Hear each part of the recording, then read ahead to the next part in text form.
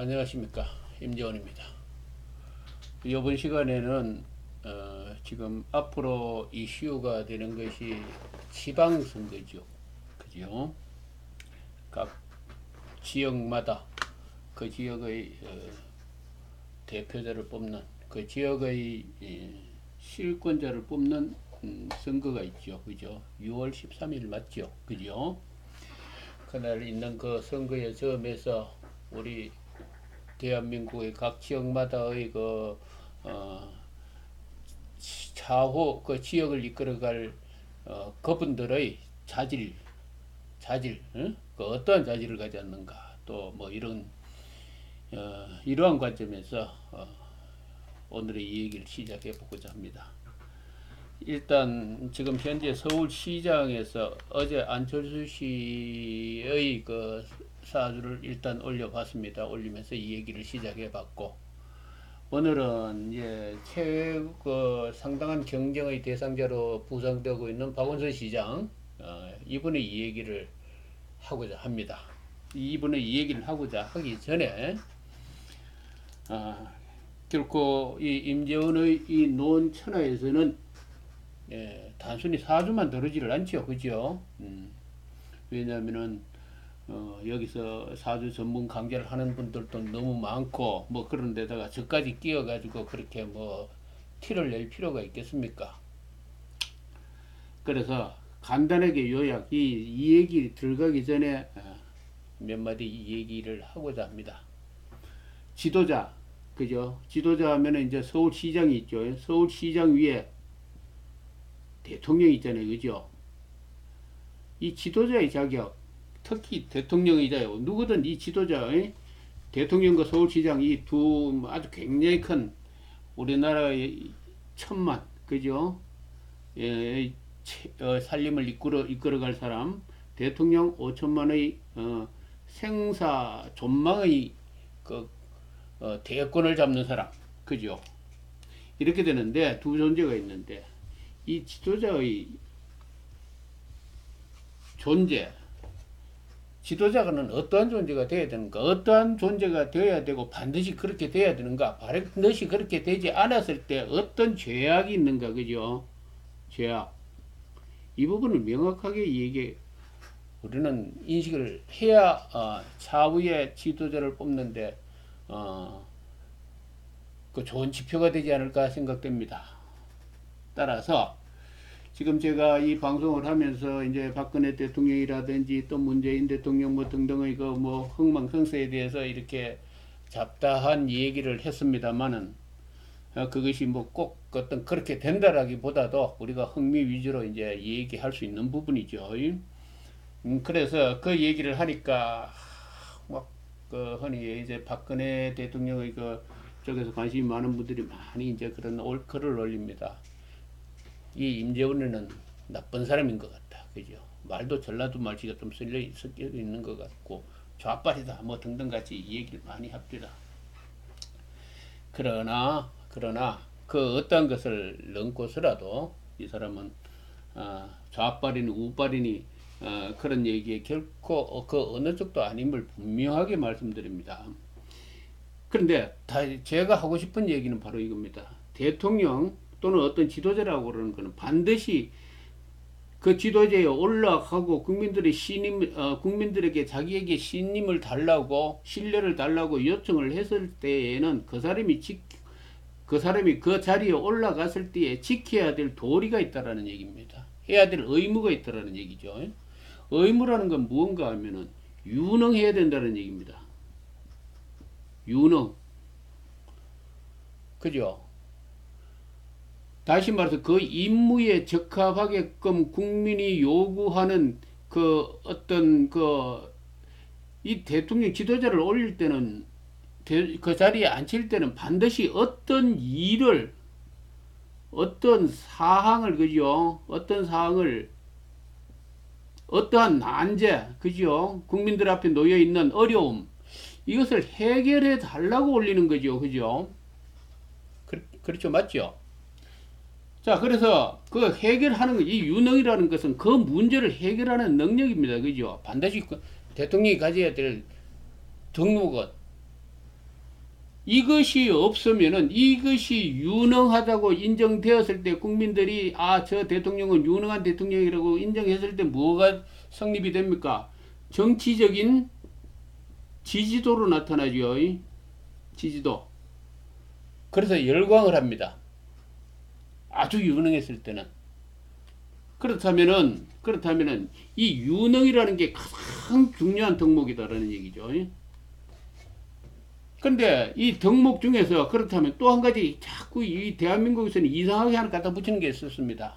도덕성 뭐 이럽니다. 도덕성, 그죠? 무능해도 좋으니까 도덕성만 있으면 된다. 무능하다면은 그 자리에 올라가지 말아야 되죠. 이미 무능하다는 자체는 가장 비도덕적인 겁니다.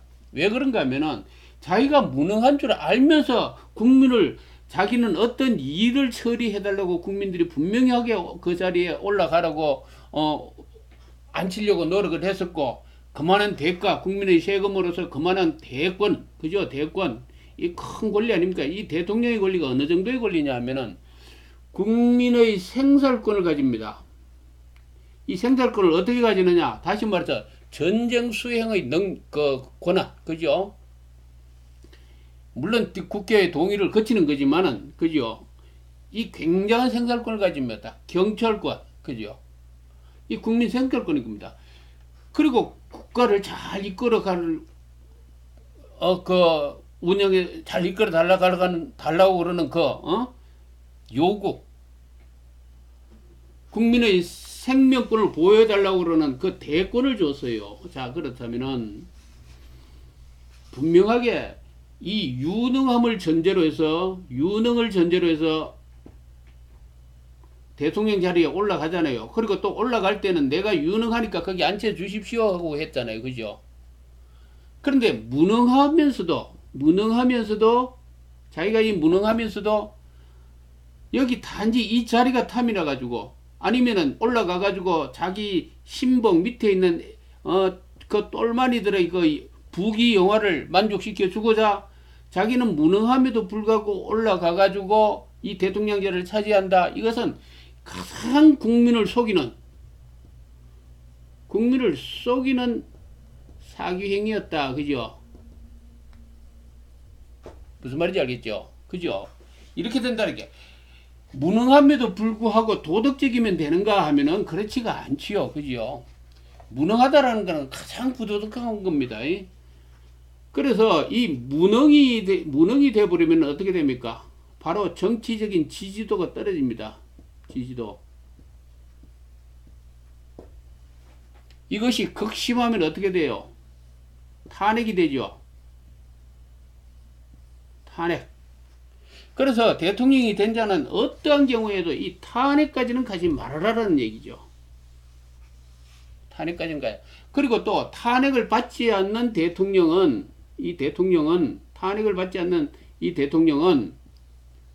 헌법 절차에서 우리는 반드시 특정한 대우를 해줘야 된다. 그것이 헌법에 나와 있지 않습니까?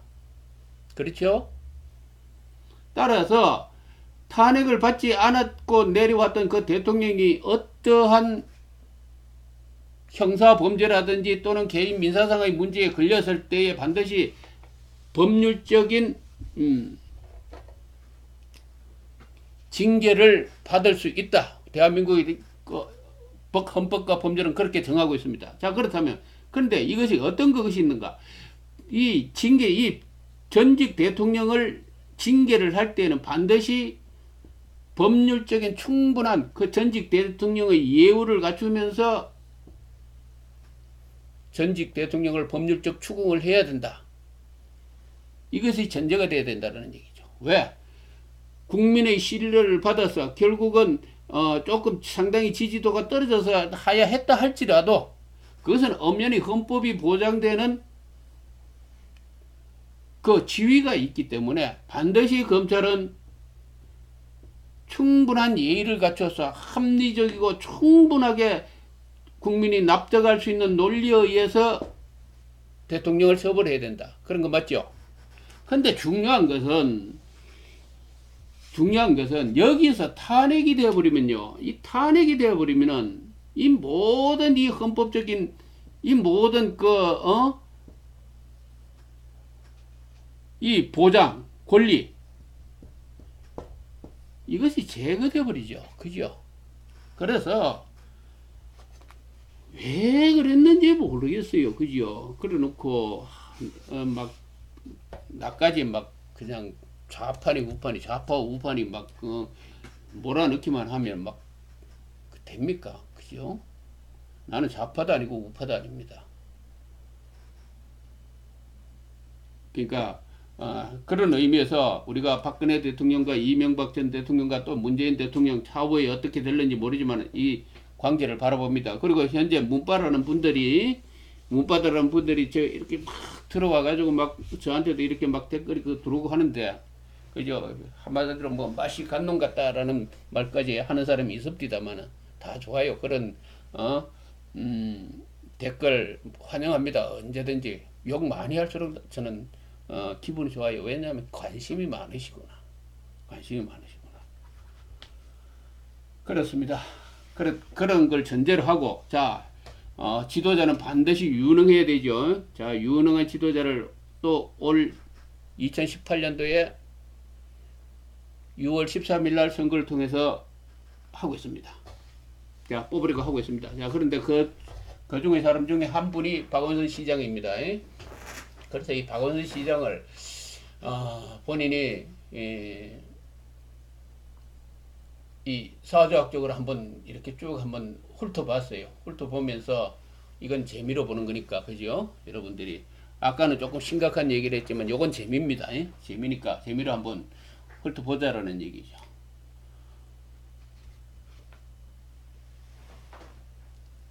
지금 이 사주를 말이죠. 박원순 시장이 이제 프로필에 나와 있는데, 프로필, 그죠?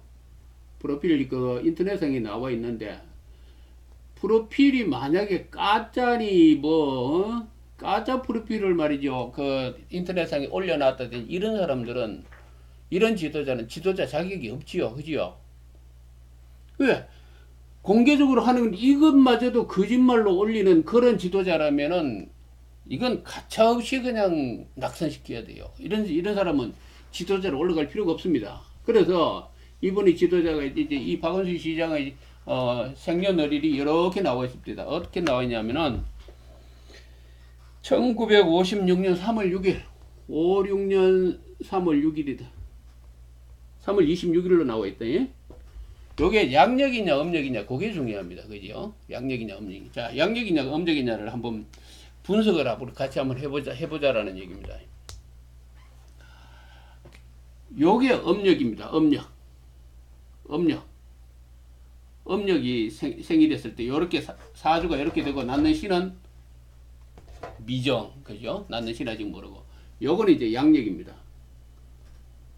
요건 양력. 빨간 걸 합시다.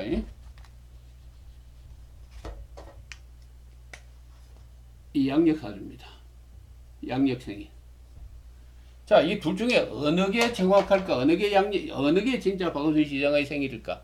우리가 이제 시중에 많은 술사분들은 그런 얘기를 합니다. 이게 박근혜 대통령만 하더라도 1952년 2월 2일이 양력이니 음력이니 뭐에 따라서 막 엄청나게 사주가 달라지죠. 그 논쟁이 지금 굉장히 많습니다. 그런데 이제 이 양력, 음력을 어떻게 구분할까? 자, 딱 한번 봅시다. 여기 임수가 됩니다. 임수가 되고 여기가 묘자가 되죠. 신묘월에 태어났죠. 이 목이 됩니다. 그죠? 여기는 보이기 좋게 이 목자가 되죠. 목이 되면은 임수의 목이고 음양이 다르기 때문에 뭐가 됩니까? 상관이 되죠. 상관이 월지에 걸렸습니다. 이 작보안이 이 상관격으로 봐야 돼요. 상관격으로. 월지에 딱 걸려있으니까. 낳는 시가 을사시일 수도 있고, 을사시 같으면 더 상관격이죠. 그죠? 또 해묘, 신의 시가 될 수도 있습니다. 상관격이 돼요. 그죠? 이 상관격의 특성은 어떠냐 하면은, 말을 잘해요. 표현력이 좋다라는 얘기죠. 표현력이 좋아요. 그 박원순 시장의 그 평소 말하는 그 이 얘기를 이 방송에 나와서 들어본 분들은 잘 알겠지만 이 말빨이 좋습니다. 줄 나오는 게 굉장히 가까워요. 그 박원순 시장의 실제의 모습하고 맞죠? 자 이렇게 잡습니다. 이게 양력생일이다. 그런데 이것을 음력으로 보면 어떻게 되느냐면은 정제죠, 그죠? 여기 병화가 있으니까 여기 병화가 이 투도 했잖아요, 그죠? 투간 했잖아. 투간 했으면 뭡니까? 정제격이 되죠. 이 정제격이 되면 착한 재물이지만은 꼼꼼하게 자기 재산을 열심히 챙기는 사람입니다. 이 사람의 머릿속에는 돈 버는 데 관심이 굉장히 많습니다. 자, 그렇기 때문에 이 박원순 시장이 실제의 그 모습하고 이 모습은 많이 다르죠. 그죠? 그래서 이건 음력은 아니다. 이 사주는 분명히 양력생일이 된다. 이렇게 결론이 납니다. 같은 물숫자고, 그죠? 여기도 임수고 여기에 개수지만은, 그죠? 이 개수지만은 비슷한 성향을 가졌지만은 이건 양간이고 상관이고 밑에 거는 음력은 개수지만은 정제격이 된다. 그래서 이것은 양력이 맞다. 이렇게 보죠. 그죠? 그리고 또 재밌는 것은 이 2011년 35대 서울시장에 신묘년에 당선이 됐어요. 그죠? 신묘년. 그게 언제냐면 대운 정유 대운이 지나갈 때 이 정자운에서 당선이 되었다라는 얘기가 됩니다. 2011년이 되니까 이 정자 대운에서 박원순 시장은 당선이 됐다. 그러면 어떻게 되느냐? 자, 해석해 봅시다. 정임합이 되죠. 음양 오행이 자 목이 왕성해졌습니다. 자 신묘년에 이 묘가 있어가지고 왕성해지죠. 목 상관이 되죠. 그죠? 이 사주를 보면 신자진 수국이 되어서 물이 왕성할 듯합니다. 왕성할 듯해요. 아직 낳는 시를 정확하게 모르기 때문에 어떠다 왕성하다 치고 이 수가 어느 정도 강하다 치고 이 상관사주는 그죠? 상관사주는 두 가지가 있습니다.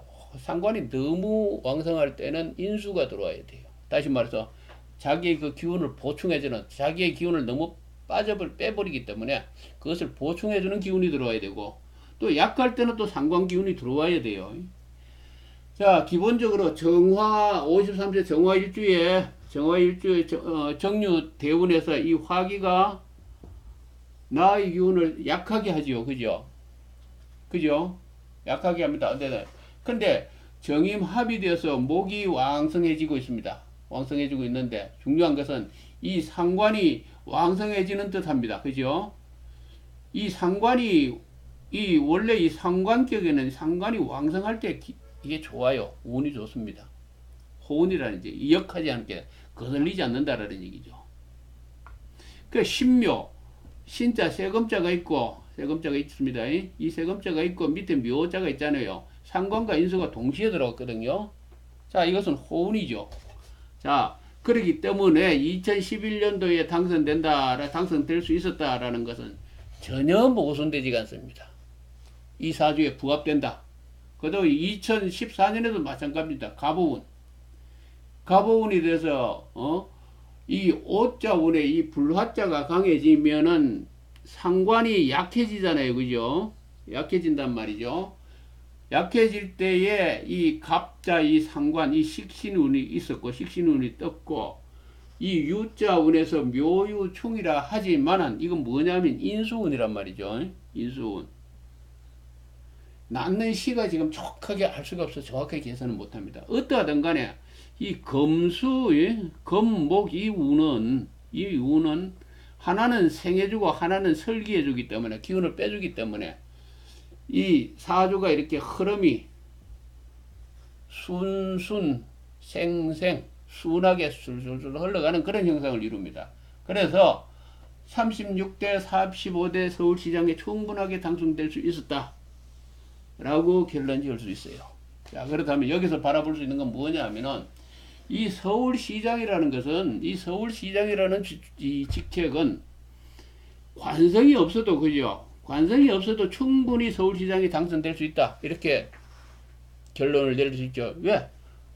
박원순 시장의 실례를 보면은 우리가 알 수 있잖아요. 이 상관격도 충분하게 당선될 수 있었다. 그죠? 어제 본인이 오늘 올린 건 거예요. 오늘 내가 새벽에 올린 거로 내가 아는데요. 이 안철수 씨 사주 그 관성이 없죠. 거기도 상관입니다. 상관이 떠 있어요. 그 상관이 그 힘을 발휘하는 때, 상관이 득세할 때에 그 안철수 씨가 안내비라든지 백신 바이러스를 개발해 가지고 대성공을 했죠. 그죠? 그렇듯이 서울시장 자리는 이 관성이 없어도 그죠? 충분하게 당선될 수 있는 곳이다. 왜? 서울시라는 것은 국민의 생사권을 가진 것이 아니고 서울시라는 것을 어떻게 잘 경영하는가 하는 경영의 문제이기 때문에 그렇다라는 얘기죠. 그렇다라는 얘기입니다. 따라서 이 안철수 씨의 이 사주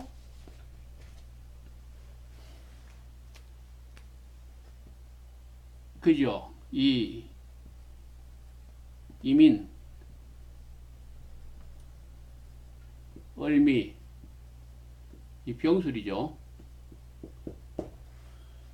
이 사주도 이 여기 숨어있는 이 지지에 숨어있는 이 병화, 낳는 시를 정확하게 모르니까 그죠? 이렇게 부릅니다. 이 병화가 있기 때문에 이 상관이라고 보죠. 이 상관을 활용한다라고 보죠. 그죠? 이렇게 되면 상관격 이렇게도 볼 수 있습니다. 그러면은 이 사주와 이 상관격 사주가 서로 부딪힌다 이렇게 되죠. 이렇게 되면은 자 한번 박빙이 되는데 근데 박원순 시장이 참 안타까운 것은 이 63세부터 들어오는 이 운이 이 대운이 지금 올해 63세죠. 63세 딱 대운이 여기에 딱 바뀌어요. 여기에 이 정관운이란 말이죠. 이 정관운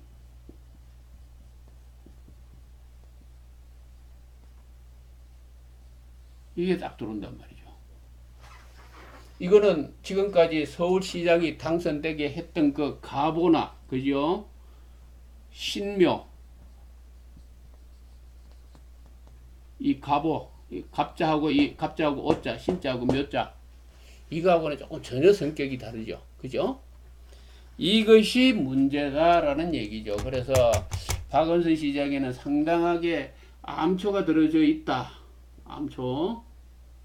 암초가 존재한다.